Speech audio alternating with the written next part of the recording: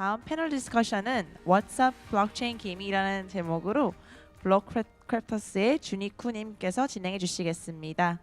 OpenSea, Biscuit, Blockade Games, Enjin, Auto.io 이렇게 좋은 게임 회사들이 한꺼번에 모인 건 정말 저도 감회가 새로운데요. 예, 대표자분들께서 패널로 참여해 주시겠습니다.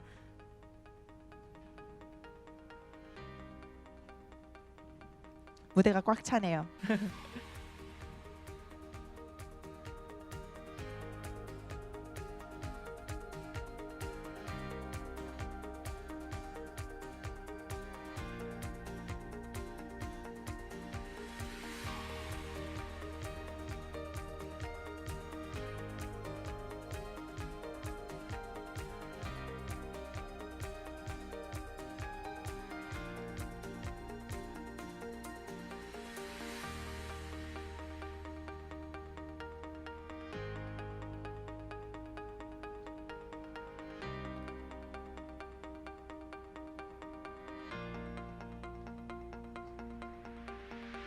네, 정말 꽉 차네요 무대가.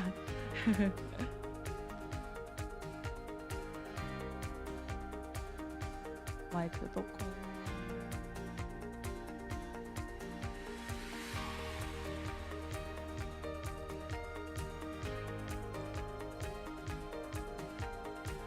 네, 큰 박수로 환영해 주시기 바랍니다.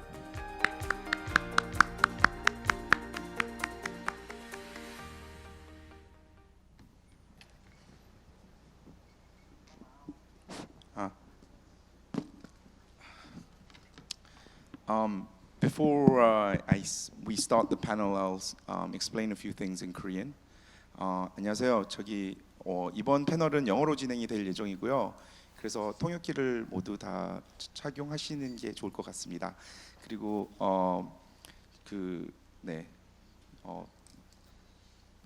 저는 블록크래프터즈의 구준우라고 하고요. 지금 패널을 이제 인트로덕션부터 시작을 하도록 할게요. So I just briefly introduced that the whole panel is going to be in English. So yeah, for your reference. So hello everyone, I'm Joony from Blockcrafters.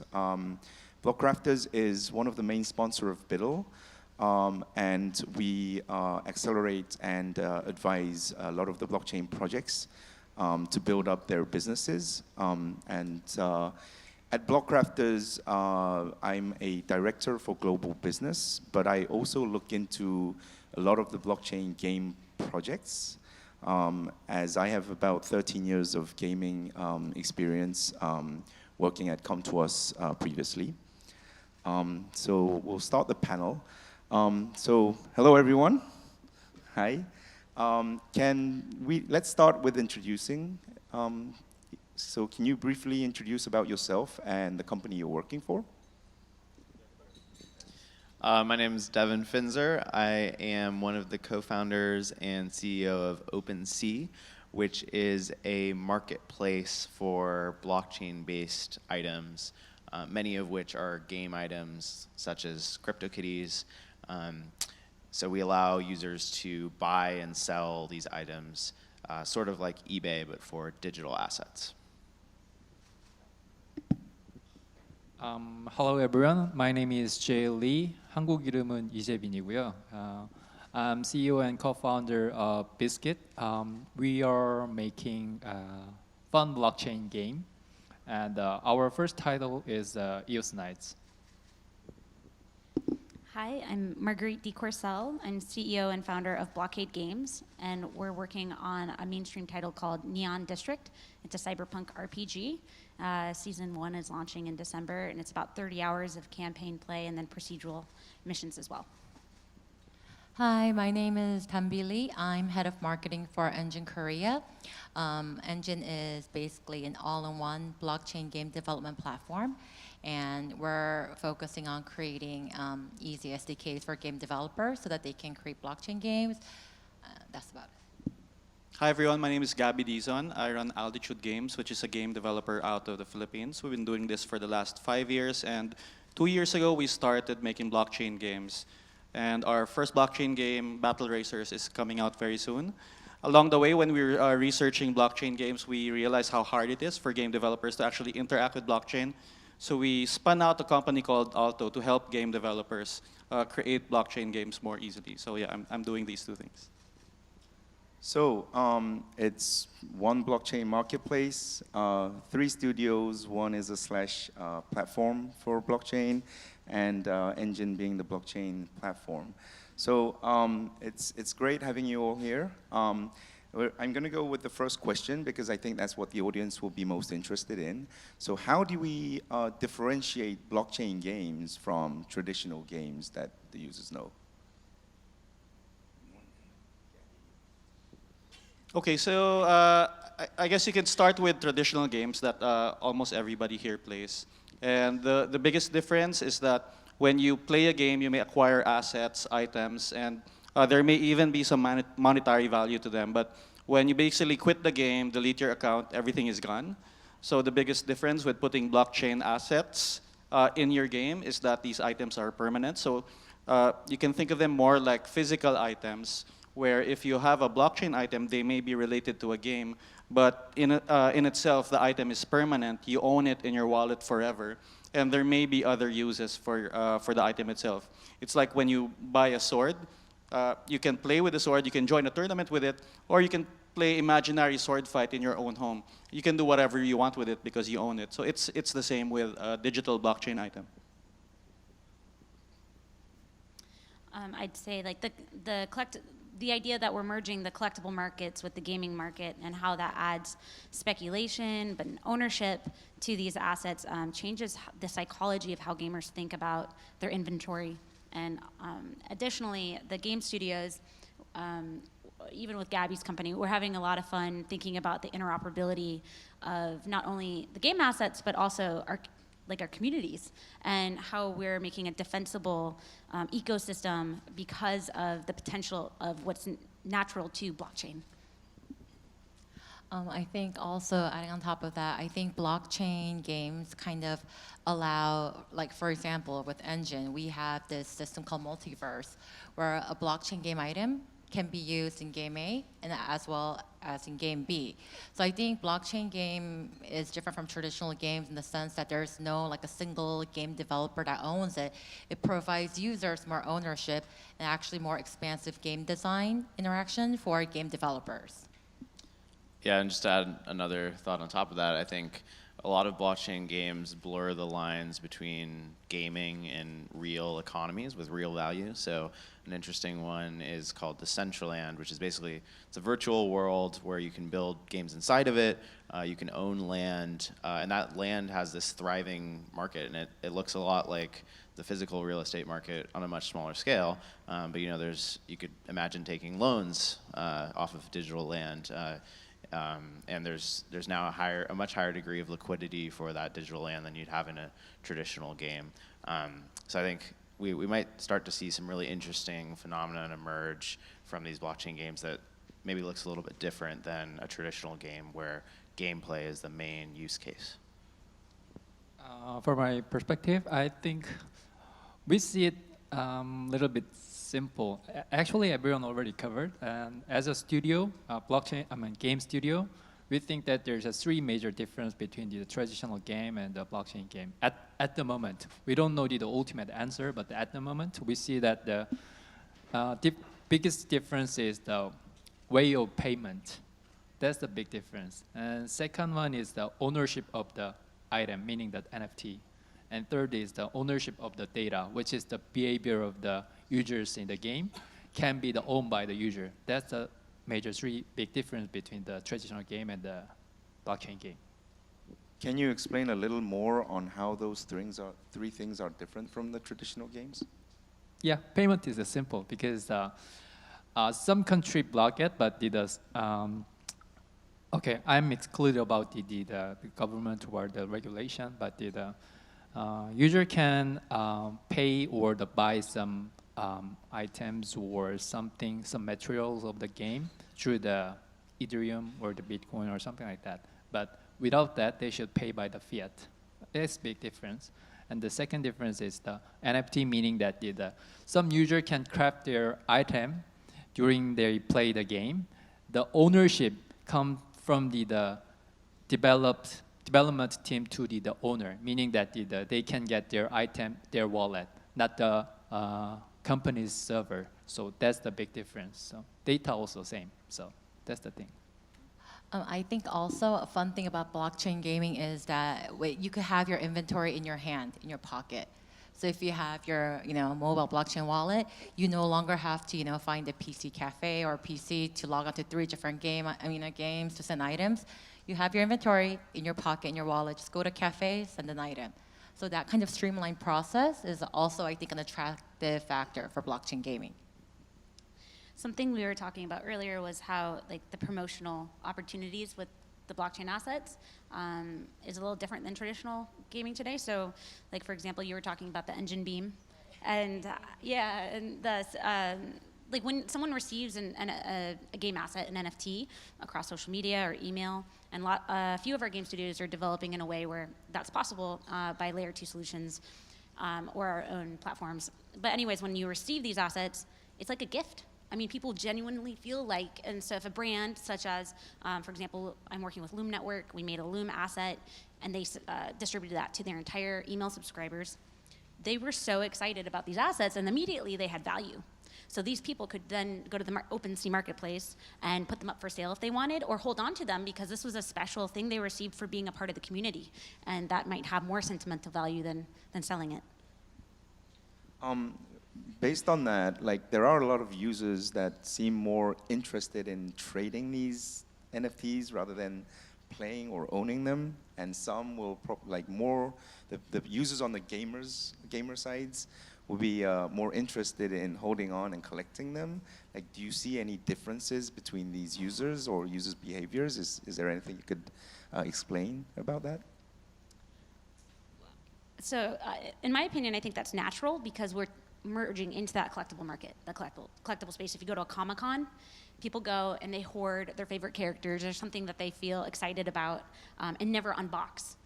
So if you have a game asset that's been used a lot and played with a lot, is that more valuable or less valuable than an asset that has never been used and someone's been holding since the first generation of that asset? Similar to a Magic the Gathering trading card. So it'll be interesting because in some cases, if you have a social influencer take an asset and play with it, just like as if you had a pro Magic player who's playing with it, now that value has potentially increased.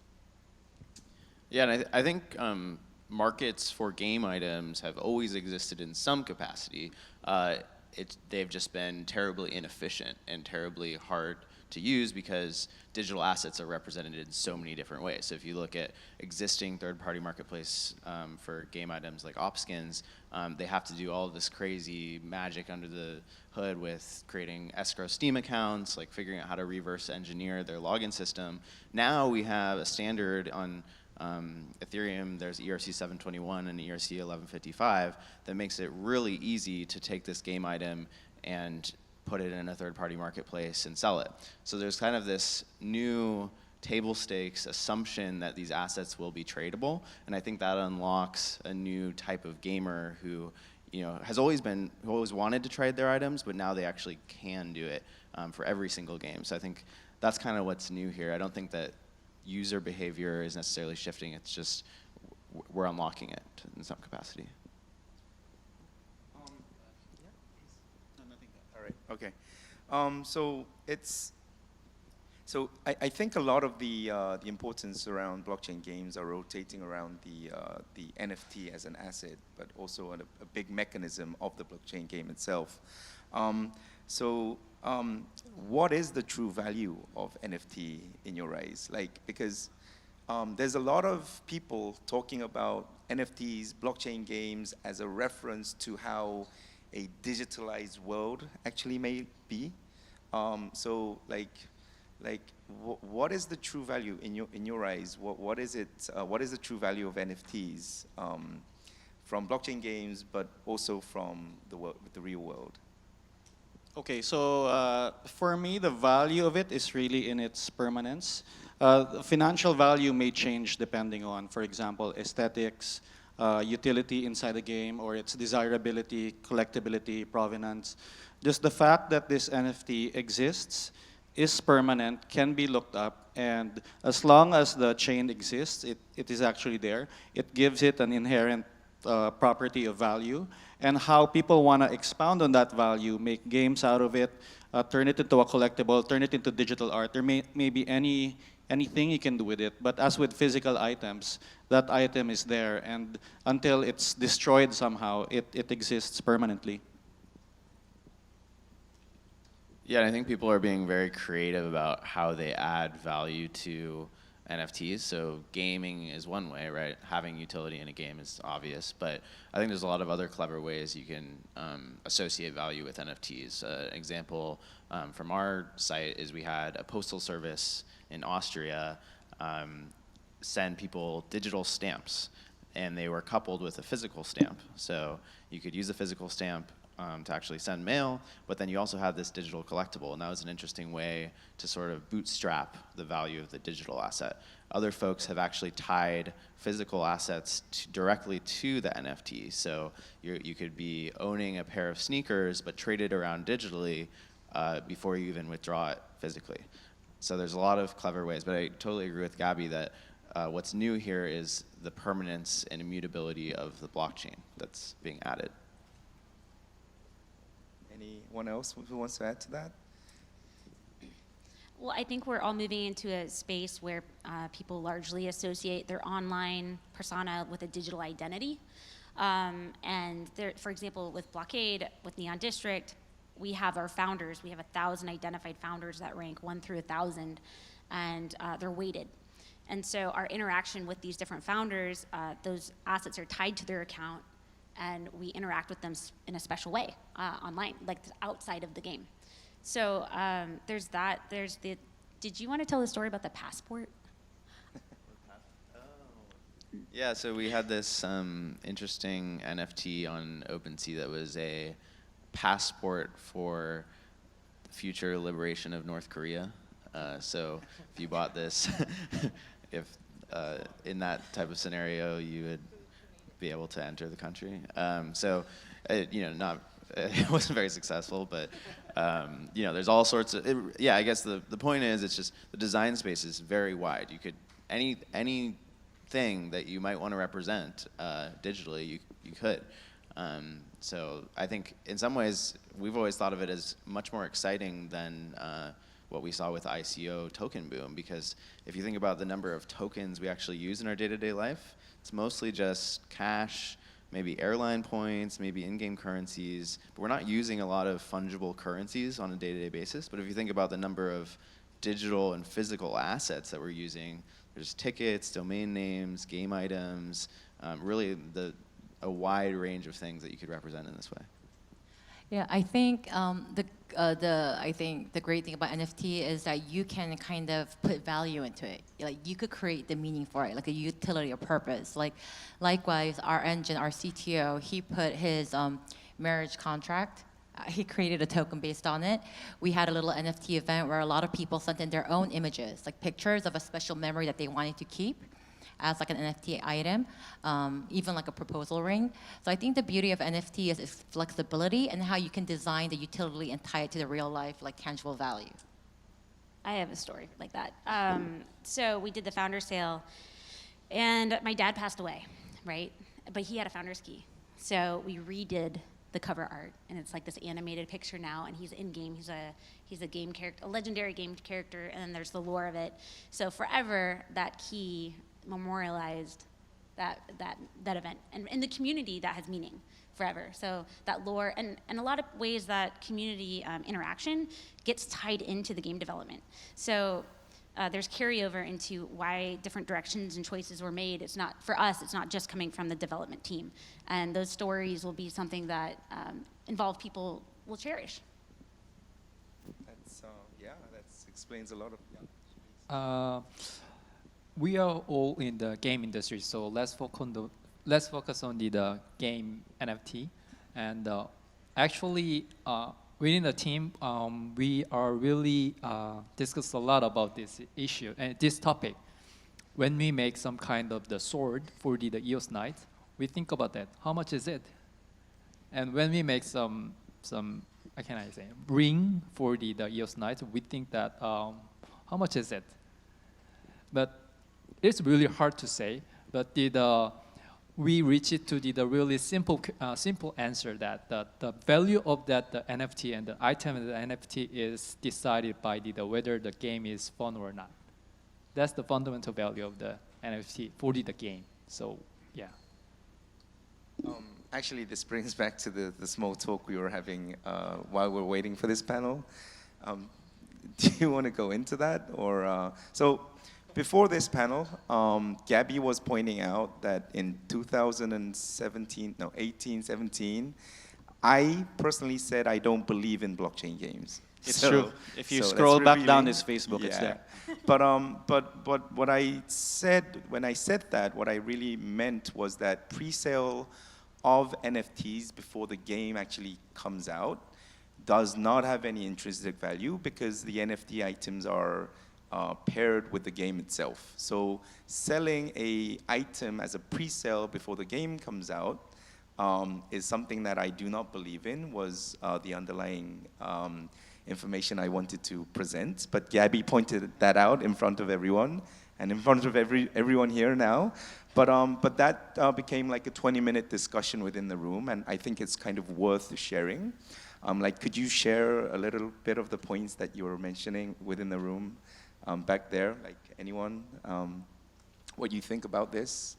Okay, I'll start because we just did a pre-sale for our game Battle Racers. So we've been working on the game for around a year now, and we did not do the pre-sale until we actually had a beta of the game up and running, and people were going to play it. So of course you can run a pre-sale anytime you want, and depending on your marketing, it may be successful even if you don't have a game out. So in that way, it's similar to an ICO as well.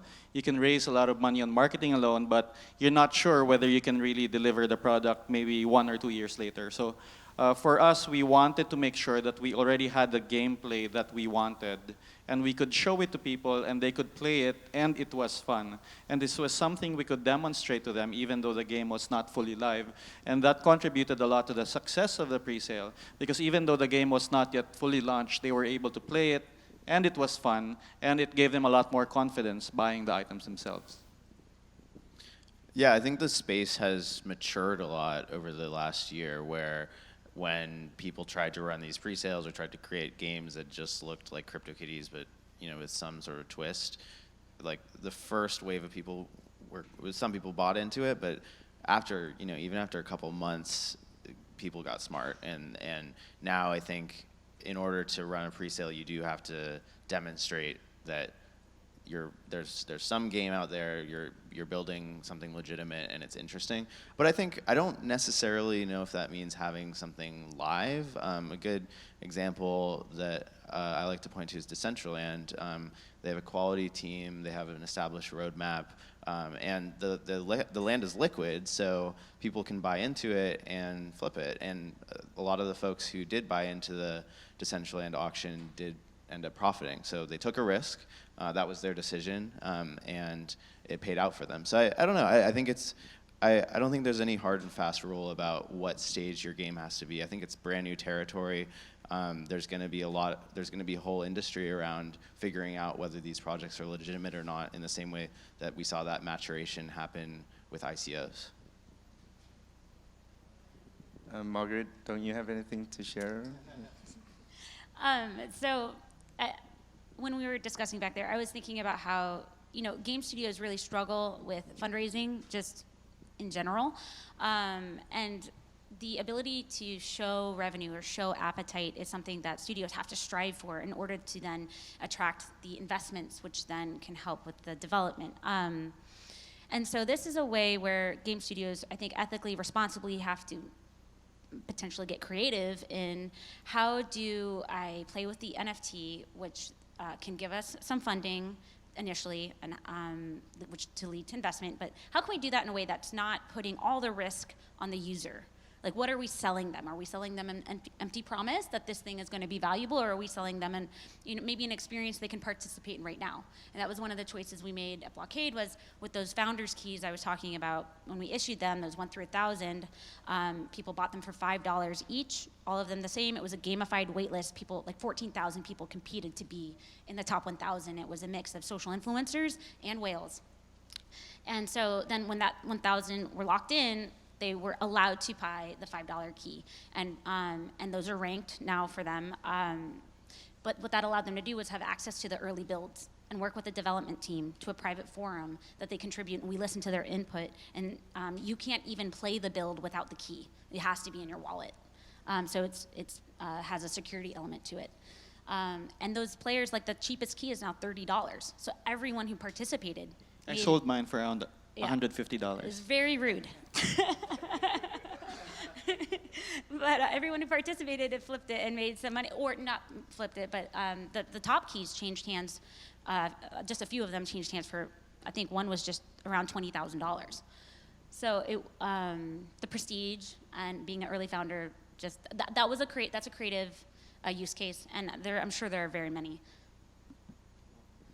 Gabby, do you want to explain a little about how Battle Racer NFT pre-sale went? Okay, so when we did the pre-sale for Battle Racers, we wanted to make sure that we lined up all the partners so that we can have a very strong sale. The hardest part about a sale is actually having a community that's actually excited to buy what you have to offer. So you see a lot of these pre-sales that end up doing something like $5,000 because they launched the sale without thinking about drumming up the interest.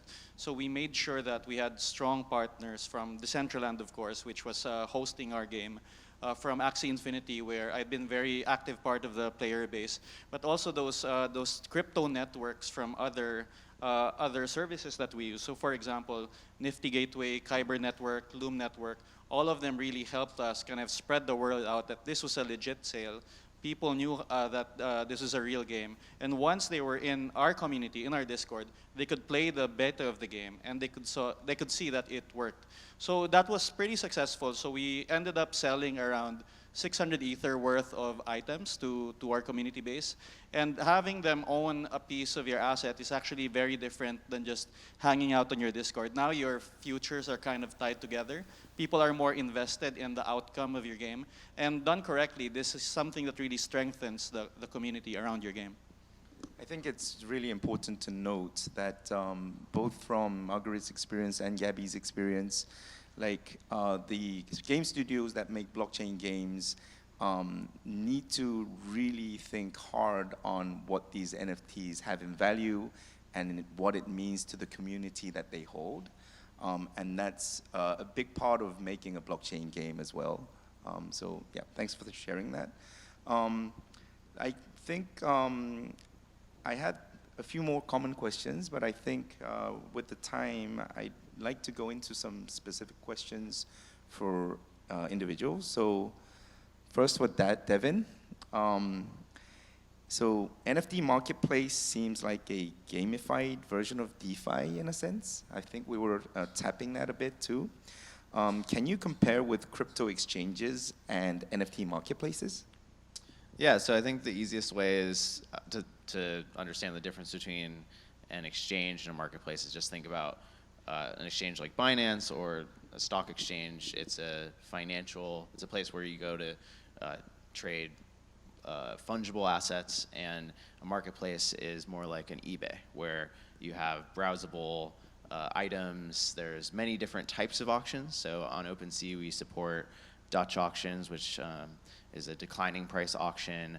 We support fixed price auctions, eBay style auctions where you start it at a bid price and then it goes to the highest bidder. So it's a much more sort of mainstream audience that would participate in this sort of marketplace than necessarily like the trader type of audience that would be using an exchange. Was there more to that question? Yeah, but are there any differences between people who are trading tokens on exchanges and people who are trading NFTs? Yeah, I think the segments look pretty different. So I would say, somewhat anecdotally, that the folks who are using blockchain games are kind of a mixture of people who were interested in the technology and probably participated in some of the crypto boom of 2017, but also have some gaming interest. So there's kind of this interesting overlap. But right now, it is a very small niche, and because these games are somewhat difficult to onboard onto, they require having a wallet typically, you do get sort of a very techie crowd who has some blockchain knowledge at the moment. But I think the challenge for the industry as a whole is to cross over from that early adopter segment into a more mainstream consumer base. Cool. And next one goes to Jay. So I've been playing your Nights quite a bit. You'd know that. And recently you're shipping out Clayton Nights. Yes. Right. So I think it would be good for the audience to understand what the differences are. Yeah, sure.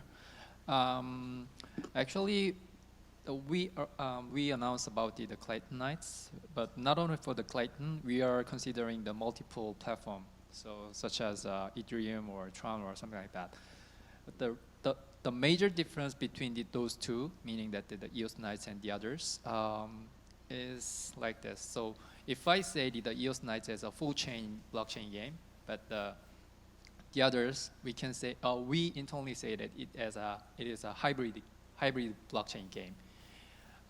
Here's the things. When we running the EOS Nights for the last 6 months, we realized that it is really hard to scale, meaning that we want a lot of people play the blockchain game and enjoy the blockchain game and experience the blockchain game, but it was really hard.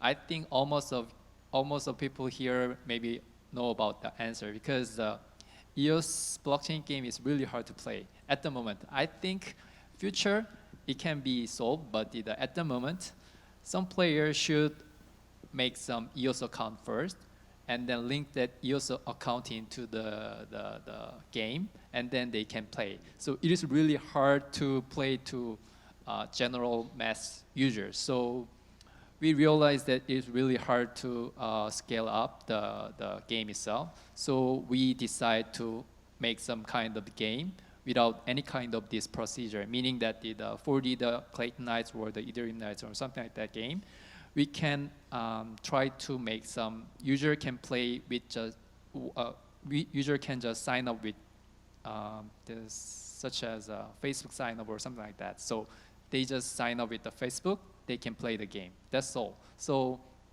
that is the major difference. So the difference comes from our difficulties on the EOS Nights, operation of the EOS Nights. I think it would be good if you had another session somewhere talking about difference between Yeah, hybrid it'd be and great. Yeah. full blockchain. Thanks for that. Marguerite, so what is important for building a blockchain game, and how does Blockade differentiate itself from other blockchain game studios? So my background in the space, I've been in the crypto space since 2014. I made one of the first tokenized games on Counterparty back then. And so I learned firsthand where the massive drop-off is when you ask users to interact with anything blockchain. So my goal with Blockade was to create, now that the technology had basically just gotten to a point where we could have this onboarding, free-to-play, frictionless blockchain user experience, I wanted to build that platform. So similarly, like you can, through Facebook login, through password, username, and start playing and accumulating NFTs. So for me, like in order to really, I guess, bridge out into the mainstream markets, we have to build with that in mind. Asking users to download other components, such as a wallet, you're gonna lose 90%, if not more, 99% of people, because people don't want to do an additional step. You have to limit that sign-up process to be as simple as possible. And then once they have the NFTs in their inventory and they have any value at all, you're going to be hooking people and teaching them about crypto, because that's the educational hook, where then they're going to learn about all these other assets and games and be really interested in the proposition of crypto assets. Cool. I like having seen your game. There's a lot of the game universe that surrounds the cyberpunk and how it dissolves in a lot of the game aspects regarding blockchain into it. I think it's something that everyone in the audience should have a look and see the UX of it as well. Yeah. Just real quick, to add to that, our game designers come from the traditional space, have designed games from companies such as Upper Deck, Wizards of the Coast. So when I told them we wanted to make this game with an open game economy, they sat down and really had to think about this for about 4 months. So, and I'm really proud of the design we've tapped into, taken inspiration from Summoner's War, from Final Fantasy Tactics, from Darkest Dungeon, and we spent a year just on the game design alongside the platform development to support that open economy, so that players can create value over time, and we're not going to have an inflationary market, which is really important when you're thinking about being player first. That's great. We're running out of time, so the next question goes to Danbee. You're working for Enjin, so how can blockchain game studios benefit from Enjin? I think there are a few points. First is blockchain gaming studios, if they were to use Enjin, it's very easy to implement. Like our team really worked on the process so that being able to implement blockchain into your game would be very easy, simple. Maybe in a matter of hours or days. I think second is also the fundraising part. I think you mentioned earlier, a lot of times, unless you're backed by a huge VC or a mega company, these indie game developers have a hard time creating a proper game because they lack revenue or they don't have any funding. But being able to pre-sell your items and gain, gain funding for that, they can finish developing their game.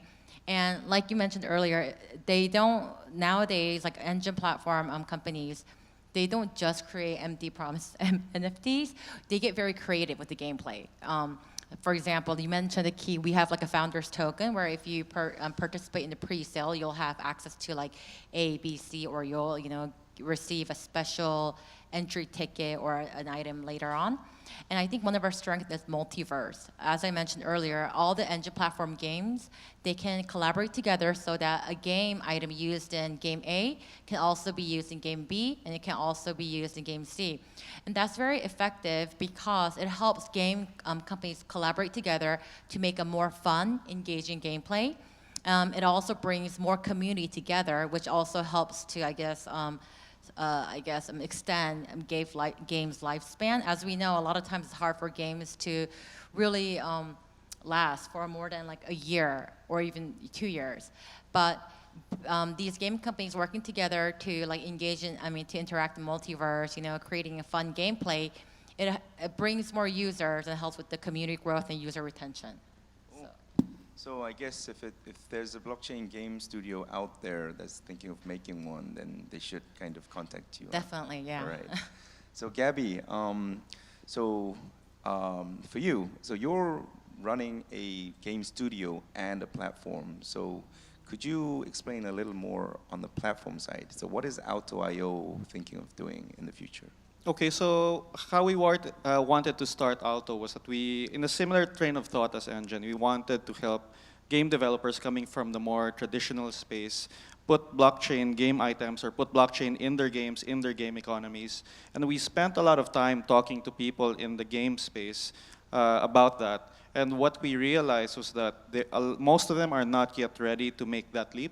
They have to wrap their head around what blockchain is, how it can help them. So now we've been trying experiments about how can we put blockchain around games that don't have to drastically alter the way that the game is made. So there may be things like, for example, Jay talked about payment, but not just payment, payouts, for example. If someone were to receive money from the result of a game, then it's something that blockchain can do really well. Immutable records, for example, do we need a record of what exactly happened in a game? That is something that blockchain does really well as well. There's things like provenance. Someone talked about, what if this famous celebrity held this NFT and we could prove that this celebrity was owned, this NFT was owned by the celebrity, then that would prove value to this particular NFT. So there are things that you can do in the game without really altering the economy of the game or the design that much. And these are the themes that we're playing with right now. So providing blockchain solutions to traditional games that are out there. Yes, and I think in doing that, then it would open the minds of game developers further into what blockchain can do for their economy. But let's make it work for the current games and prove that it has a solid use case. Great. Okay. So that's all the questions I've prepared today. We have about 2 minutes and 30 seconds left. Are there any questions from over there? Hi everyone. So first of all, like I'm not a gamer, so I'm really sorry if my question doesn't make any sense. So like while talking about, you say like the main normal games versus blockchain games, what's the difference between both of them? So like Jay said, like, payment and, like ownership of assets and ownership of data. So for me right now, like if you see games are like, $140 billion market. And right now I haven't heard of any issue like where people are facing any issue related to payment or people are, having issue related to the, ownerships or, ownership of data or something like that. So in that regard also, for me, blockchain in social media, blockchain in fintech totally makes sense. But like right now, I still don't have that much faith. Like why still blockchain into the games? And secondly, for example, Danbee, she was saying like, multiverse. So for me right now, like, yeah, Enjin is the one, so all the games on Enjin platform, yeah, they can, the users can exchange those assets through each other. But like, isn't it the beauty of blockchain only? What if like Unity comes up, like Unity can also do that. Like instead of blockchain, normal platforms can also like, okay, so the games built using on our platform, users can exchange their assets also. So again, is it only the beauty of blockchain or anyone can do that one also? I'll address the first question. There's actually a huge issue around trading assets around games that are basically owned in user accounts. And your EULA says that you cannot actually trade them, and you don't actually own them, right? They are an instance that's owned by the game company. Still, people want to trade them, so people do like gray market, black market things like, for example, selling your account on eBay, which is actually prohibited, but people still do it because they want to make money from the value that they've created in the game. So it's easy to get cheated out of this because there's no good way to trade assets across games, which are mostly not allowed by the creators of the games themselves. But it happens anyway. Right, and the second part for the multiverse items, I think multiverse has been attempted in the past from what I understand, but it's blockchain technology that really makes it possible because if you think about it, if you want to use like a StarCraft item in like Lineage, that means the whole like company, the server, there's like a centralized entity that has to take control over it. Whereas for multiverse on blockchain, the users own the items, so it's just depending on the gameplay, anyone, if they just use the proper, the right standard, they can make it interoperable with anything. So there's much more flexibility.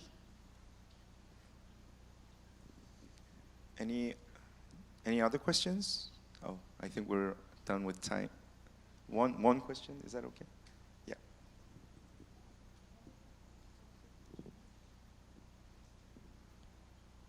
I think this is going to be the last question.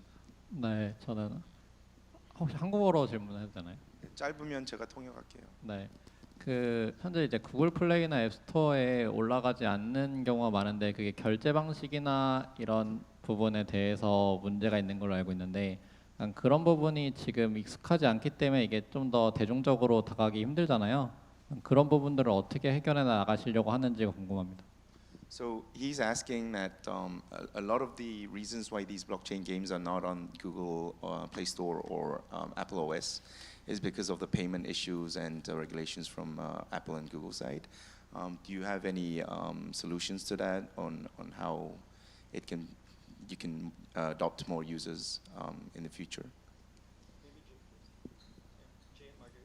So the way we've designed, with that in mind, we don't have an ERC20 in our game. And then also there's the potential to have the mobile version of the game, which you use cash. And then desktop, you can have the version in which people can buy things in their normal cryptocurrency if they want to spend their crypto. But by not having ERC20, we still can sell these game assets through Apple and Google and give Apple their 30% just as a normal mobile game would. 한국말로 답변을 좀 드릴게요. 한국말로 질문을 주셨으니까 이게 되게 어려운 질문을 하신 게 맞아요. 그러니까 되게 어려운 질문을 하신 게 맞는데 이게 돌아가서 생각을 해보면 이게 저희가 게임을 개발하고 있다는 거를 좀 잊으면은 안 되는 것 같아요. 이게 메서드 옵션, 그러니까 구글이나 애플은 이제 플랫폼이잖아요. 근데 플랫폼이 이제 여러 가지 플랫폼에서 주는 주요 기능들 때문에 이제 새로운 형태의 게임이 거기에 올라갈 수 없어서 메서드 옵션이 안 되는 부분이 분명히 있는데 그거를 이제 플랫폼이랑 싸워나간다는 개념으로 생각을 한다기보다는 거기에 올라가지 못하지만 블록체인 게임이 기존 게임이 못 주는 새로운 재미를 줄 수 있으면 유저가 거기에 대한 어트랙션을 느낄 거고 그게 플랫폼을 바꾸게 하든지 새로운 플랫폼을 탄생하게 하든지 하는 게 메서드 옵션으로 가는 방향일 것 같고요. 근데 이제 그거를 뭐 아주 마이너한 택틱을 써서 뭐 구글 플레이 스토어에 올라간다든지 애플 스토어에 올라가든지 이런 것들이 이제 케이스 바이 케이스로 할 수는 있겠는데 저는 궁극적으로 장기적으로는 그런 형태로 블록체인 게임이 기존의 트레디셔널 게임이 못 주는 재미를 블록체인 테크놀로지를 통해서 줄 때 유저가 그걸 원할 거고 그러면은 플랫폼이 지금 기존에 있는 플랫폼이 그 헤게모니를 받아들이던 아니면 새로운 플랫폼이 나오던 그렇게 변화해 가야 되겠다라고 생각을 하고 있습니다. 의지죠. 답이라기보다. 네.